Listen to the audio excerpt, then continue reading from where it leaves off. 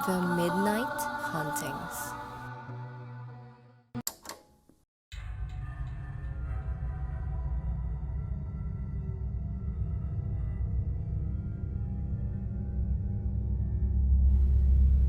Magandang araw mga ka-midnight. Ako si Rex. Ang kwentong ito ay pinadala ng isa nating tagapakinig at ito ay tungkol sa isang babae na nagbakasyon sa probinsya at binalaan tungkol sa mga sigbin na umaaligid sa kakahuyan, kung saan hindi inaasahang maengkwentro niya ito. Ako si Angie at nangyari ang aking kwento ilang taon na ang nakalipas. Naisipan kong dumalaw sa probinsya ng aking lola at dun magbakasyon. Sa unang mga araw ng aking pananatili ay tahimik ang aking buhay. Ngunit di nagtagal ay nabalot ng misteryo ang aking pananatili. Sa probinsya kasi ay usap-usapan ang isang halimaw di umano na umaaligid sa bayan.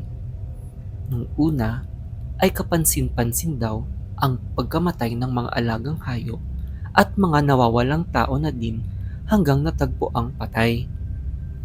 Ayon sa mga nakakakita sa halimaw, ay mukha daw itong isang aso. Kaya naman pinaniniwala ang isa itong sigbin. Ang sigbin ay kilala bilang kumakain di umano ng mga bata o kaya naman bilang alaga ng mga aswang. Higit sa lahat ay kilala itong tagapagdala ng swerte, kaya nakakapagtaka ang pagkawala ng mga tao sa bayan. Ilang gabing kumakalat ang balibalitang may sigbin at mas nagpatibay pa ang paniniwala ng mga tao dahil sa mga alulong na laging naririnig tuwing gabi. Isang beses ay narinig ang isang malakas na alulong at nang lapitan ito ng mga tao ay nagulat sila sa kanilang nakita. Dahil may isang lalaking natagpo ang patay at puro kalmot at kagat ng isang tila mabangis na hayop. Wakwak ang katawan nito at dumanak ang dugo sa paligid na tila karumal-dumal ang pagkamatay. Nakakakilabot pang isipin na malapit ito sa bahay na aking tinitirahan.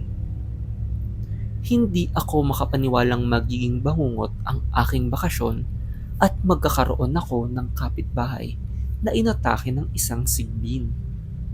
Simula nun ay bawat alulong ng aso ay kinatatakutan ko na tuwing maririnig ko ito. Pati ibang tao sa bayan ay nabalot na din ng takot.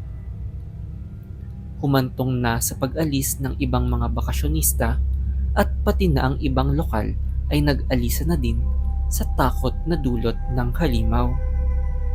Dumami din kasi ang mga namamatay na mga manok at kambing ng iilang magsasaka. Gayunpaman ay naisipan ko pa din na manatili. Hindi kasi ako basta-basta naniniwala sa mga kababalaghan, kaya hindi ako naniniwalang isa itong sigbin. Naisip kong baka isa lamang itong mabangis na hayop na napadpad sa bayan. Dahil kung totoo man ito, ay ibang-iba ang paglalarawan ng nakikita dito. Ang sigbin kasi ay kilala na naglalakad ng patalikod at may mahabang tenga at buntot. Ayon din sa paniniwala, may mabahong amoy ito at may kakayahang maglaho sa paningin ng iba. Ngunit ayon sa mga nakakakita, ay mukha lang itong normal na aso. Kaya naman dun ko naisip na malamang ay isa lang itong mabangis na aso o kaya naman asong may rabies na gumagala sa kakahuyan.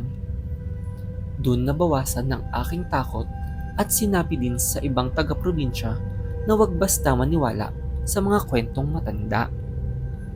Dahil sa aking pagsabi ay nag-abiso ang barangay na humuli ng mga asong pwedeng umaligid sa takot na baka may dala pa itong sakit kung makakagat ng iba. Kumalma ng ilang araw dahil dito, ngunit nagulat ang lahat nang may bago na naman itong nabiktima. Isa na namang lalaki ang natagpo ang patay na tila inatake ng mabangis na hayop sa gubat. Ang mas nakakatakot pa ay may mga bakas ng hakbang ng isang aso ang nakasunod dito at may nakakitang testigo sa naganap na pag-atake sa lalaki.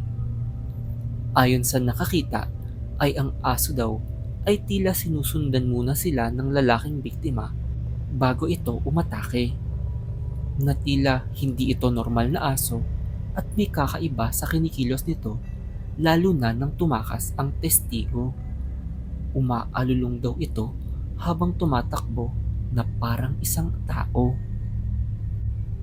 Naisipan ng lumapit ng mga tagabayan sa isang albularyo para alamin kung totoo bang nababalot ng kababalaghan ang asong namamataan. Doon niya sinabing hindi lang basta aso ang namamataan, ngunit isang maligno at hindi daw ito basta-basta sigbin. Nahirapan akong makatulog nung gabing iyon matapos kaming abutan ng mga langis ng albularyo para daw protektahan namin ang aming sarili.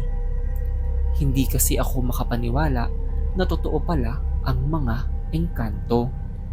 Maya-maya pa ay bigla akong nakarinig ng alulong ng aso. Sinilip ko ang labas ng aking bahay at dun ko nakita ang isang maduming itim na aso na tila nanlilisik ang mga mata. Dun ko napagtanto na totoo nga ang sinasabi nilang may kakaiba sa asong iyon. Maya-maya, lumapit ito sa aking bintana at dun ako nangilabot. Dahil dahan-dahang nagbagong anyo ang aso bilang isang taong mabangis. Dun ko naintindihan na isa itong aswang dahil may mga kakayahan ng mga aswang na magbagong anyo bilang hayop tulad ng aso.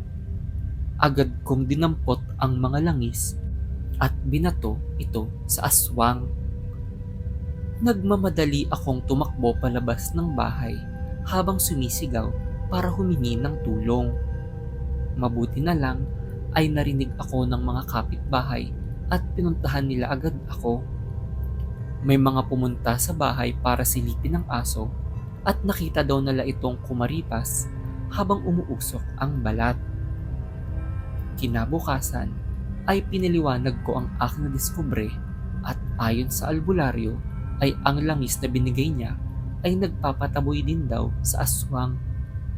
Simula nun ay hindi na muli pa namataan ang aso at wala nang nabiktima pang muli ng mga tao o mga alagang hayop. Ilang taon na ang lumipas simula nang mangyari iyon at hindi na ako nagtangkang bumalik pa sa probinsya sa takot na maengkwentro ulit ang aswang. Ngunit hanggang ngayon ay kinikilabutan pa din ako tuwing nakakarinig ng alulong ng aso.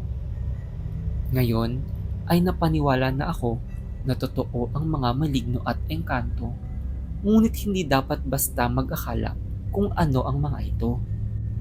Hindi kasi natin malalaman minsan ang tunay nilang anyo, tulad ng pagkakamali namin.